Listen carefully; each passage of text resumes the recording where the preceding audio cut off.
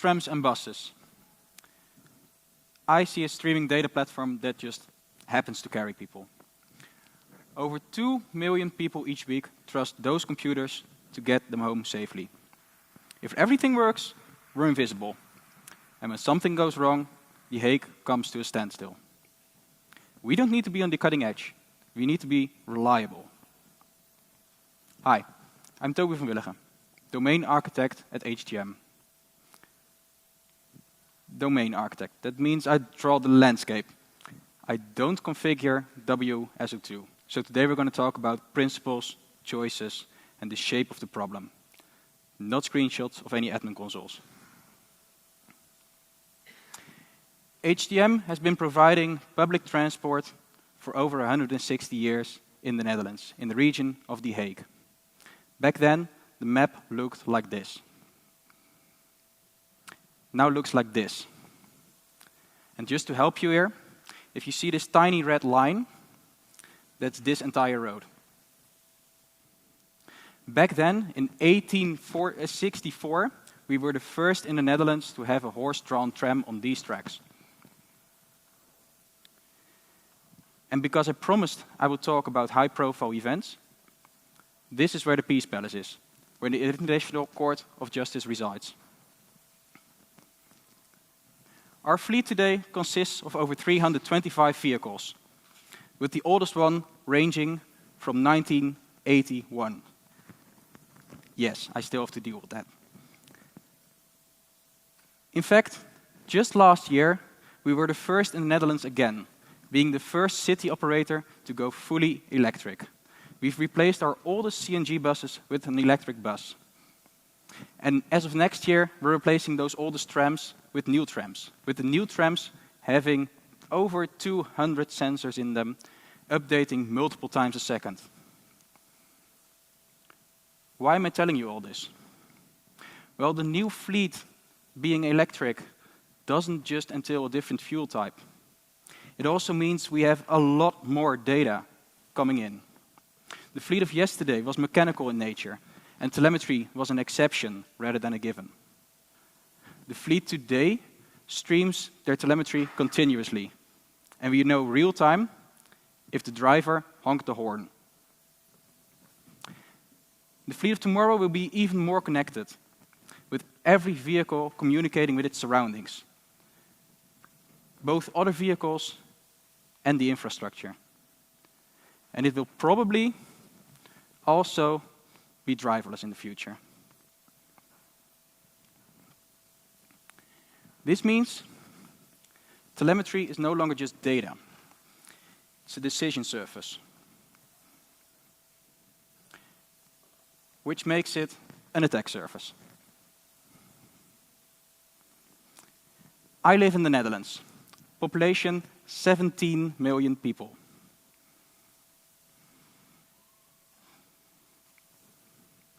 These are breaches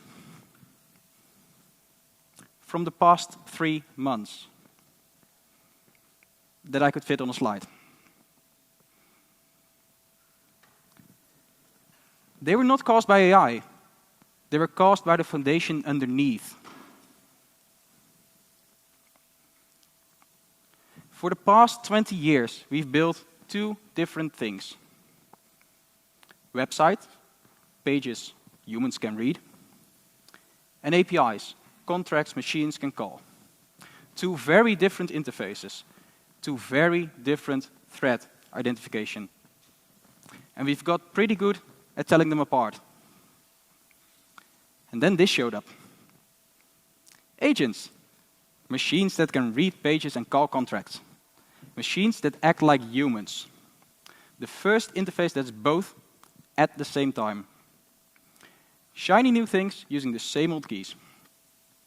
And I'm going to be honest, at HTM, we're semi-government. We're not working with agents yet. But we do have to take them in consideration when designing. I'm an architect, and that's more closely related to a building architect than you might think at first. And when I think about a building that's meant to defend, one specific building comes to mind. A castle. But unlike the IT of most companies, the castle's defense doesn't stop at the wall. It has a front door, one, but it also has keys that open specific doors. It has uneven stairs designed to make an attacker stumble. And it's built on a high point to see attackers coming. Each one of them is a very specific architectural choice. Let's take a closer look at them.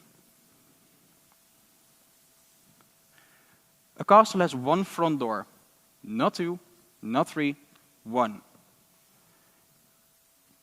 Because every front door is a place you have to staff, watch, and trust.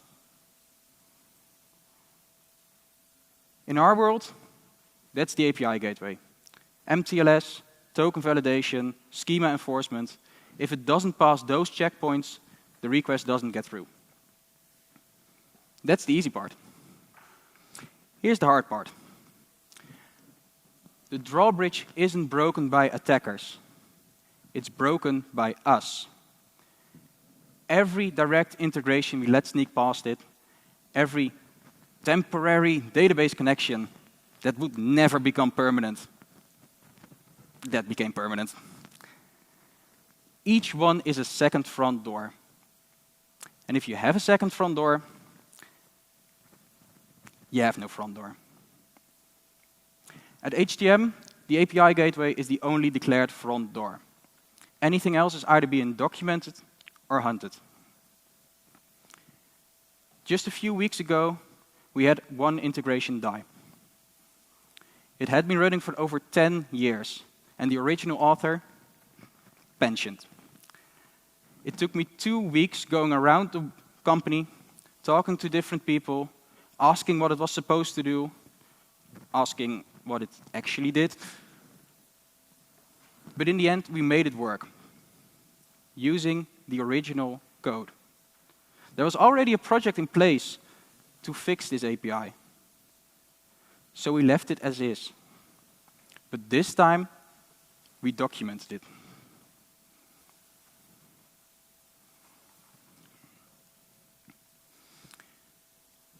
You have one front door. Good. The gatekeeper checks the key, and everything's valid.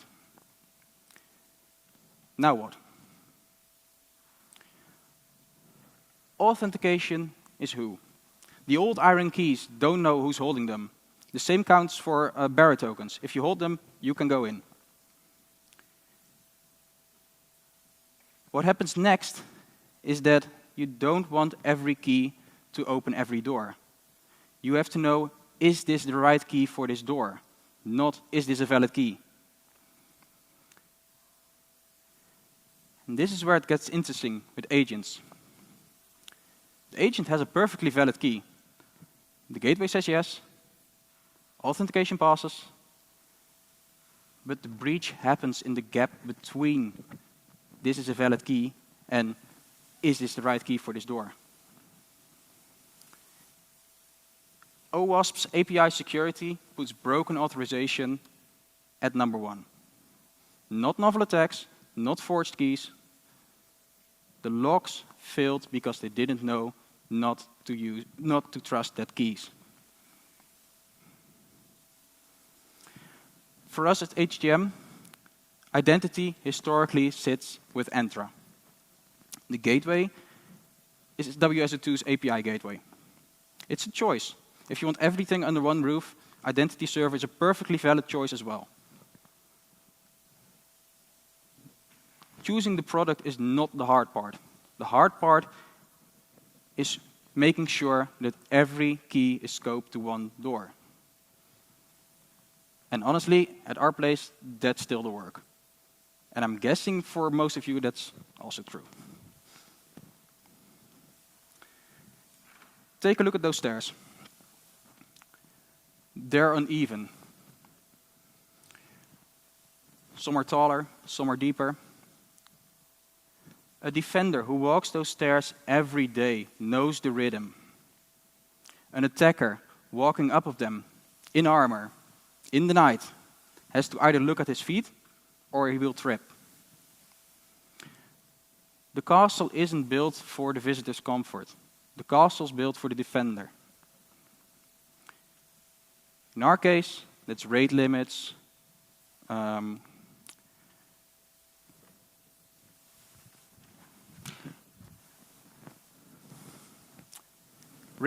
quotas, circuit breakers, anomaly detection. A legitimate caller will barely notice they're there.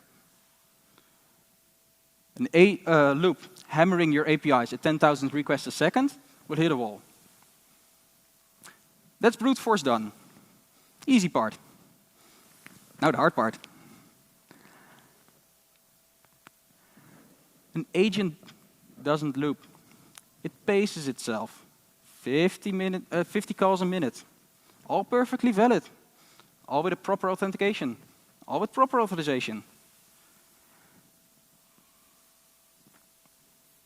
It looks like a well-behaved integration. The signal isn't in the rate here. The signal is in what is being sent, which means the defense has to not just count the messages, it also has to look inside it.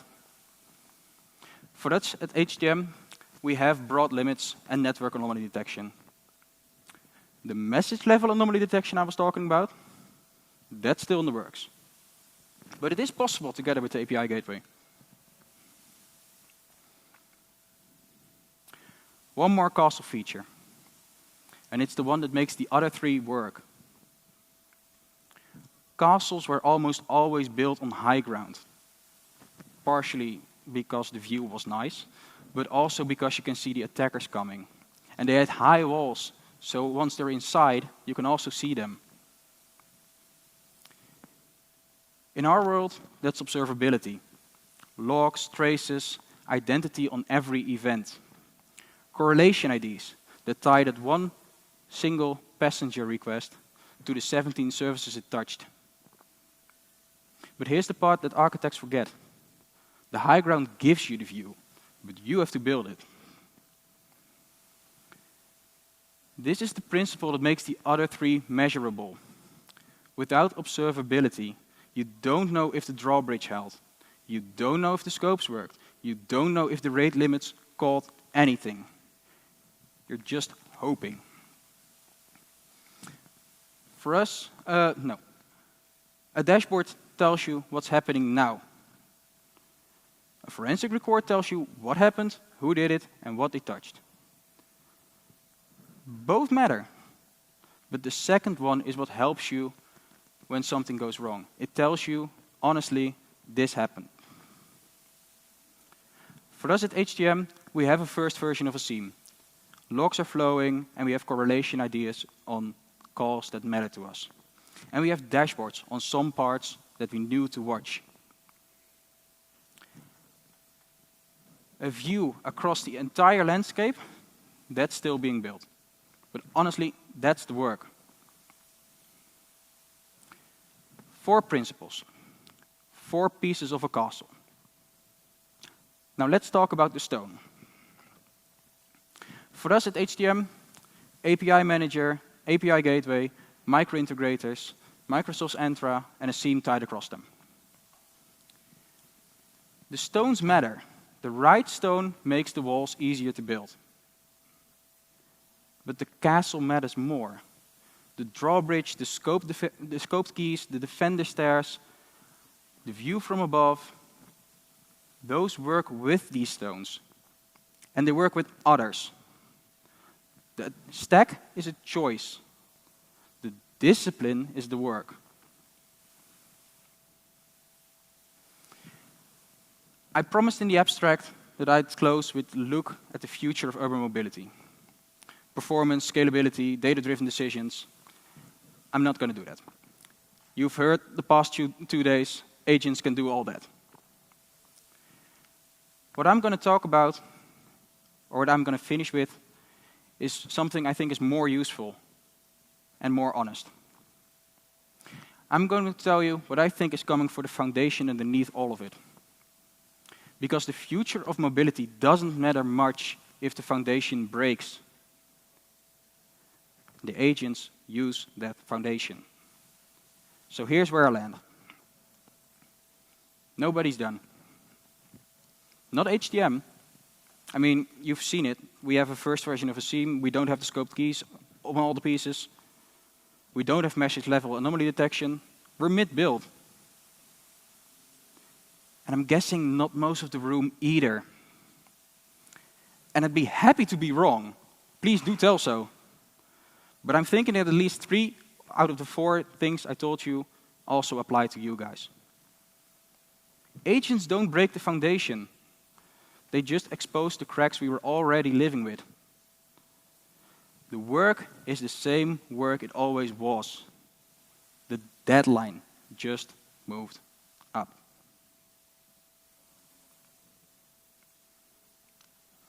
Thank you.